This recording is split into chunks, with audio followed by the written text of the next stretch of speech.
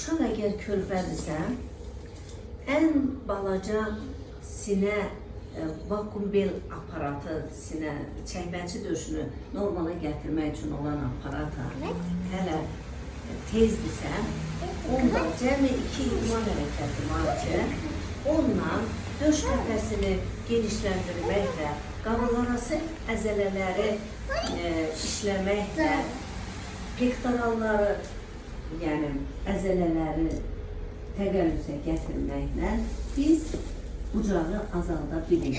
Cəmi 2 hərəkət bundan ötürü yetər. Əgər biz ölçdüksə 1,5, 0,5 normativdir. Siz ölçəcəksiniz, 0,5 olanda daha eləməyəcəksiniz. Yaxşımı?